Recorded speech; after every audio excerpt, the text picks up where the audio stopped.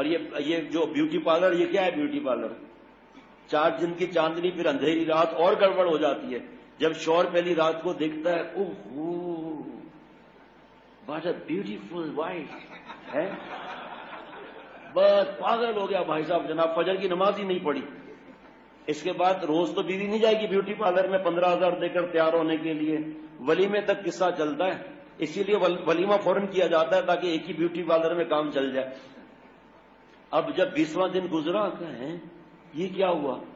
وہ رس بھری آنکھ کہاں گئی؟ وہ پلکیں کہاں گئی؟ وہ نوکیلی پلک کہاں گئی؟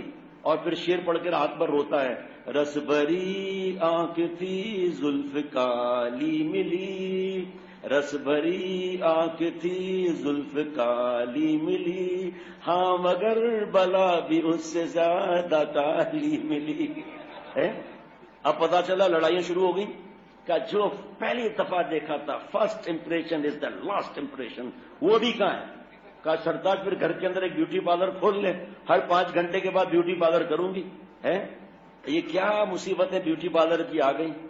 پہلے وقت میں یہ بیوٹی پارلر تھے، جو جائز تھا وہ کیا، بس ختم. اب یہاں سے اسٹارٹ سے ہی مسئلہ ٹیڑھا ہو جاتا ہے.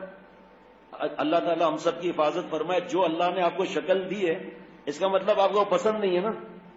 جبھی تو آپ یہ شوہر کے لیے تیار ہونا منع نہیں، ہم خود کہتے ہیں کہ اچھا تیار رہو.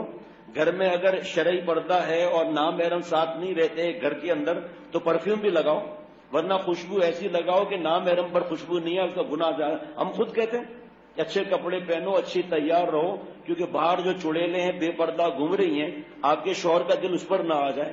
نیٹ کیبل کے تماشے تو سب کو پتہ ہی ہے.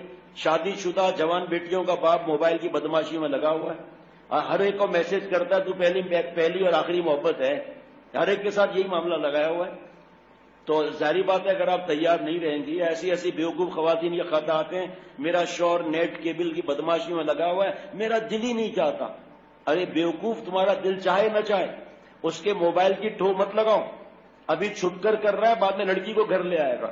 آپ کا میرا کام ہے نیک بننا، اللہ سے مانگنا. آپ میری ماں بہن بہو بیٹیوں، جہاں یہ مسئلہ ہے ہو یا نہ ہو، تب بھی اچھے طریقے سے تیار رہنا چاہیے. ایسا نہیں کہ 4 قسم کی پرفیوم لگایا ہوا ہے. شوہر صاحب گھر میں گئے، پرفیوم نمبر 1 پیاز کی خوشبو، پرفیوم نمبر 2 لہسن کی خوشبو، پرفیوم نمبر 3 پسینے کی خوشبو، نمبر 4 دھواں اٹھ رہا ہے چولہے کا، اس کی خوشبو.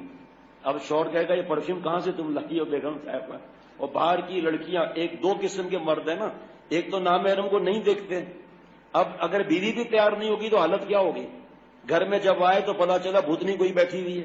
مرنے میں بھی جائیں گی تو تیار ہو کر جائیں گی، اور یہاں بھوتنی بن کر بیٹھی ہوئی ہے. اور راکھی جو ہے نا، راکھ جو ہے وہ راکھی نہیں، راکھ جو ہے وہ لگائی ہوئی ہے. اور جناب کاجل ایسے لگایا ہوا ہے کہ پورا کاجل آنکھوں سے بہ رہا ہے، تو اور ڈر بڑھ گیا. اور سلام کا جواب بھی محبت سے نہیں.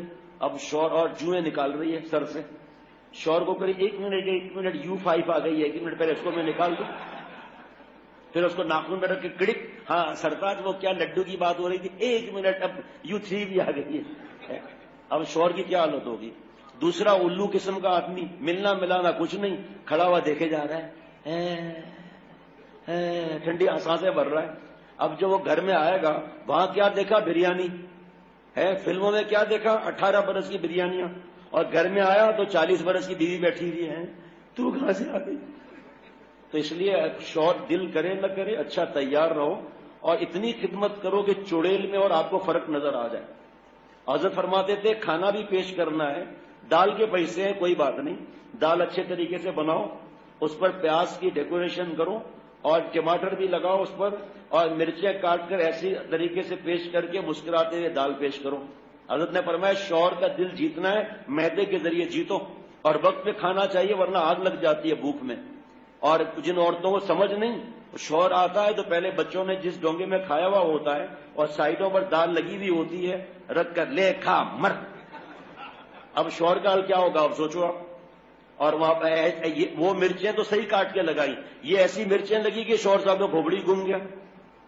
اس لیے یہ ہمارے پیارے شیخ نے سکھایا، آپ کا دل کرے نہ کرے بدلہ مت لو، اچھی طریقے سے رہو، خدمت خوب کرو، اللہ تعالیٰ خود اس کے دل میں تمہاری محبت ڈال دیں گے. صلاۃ الحاجات پڑھ کر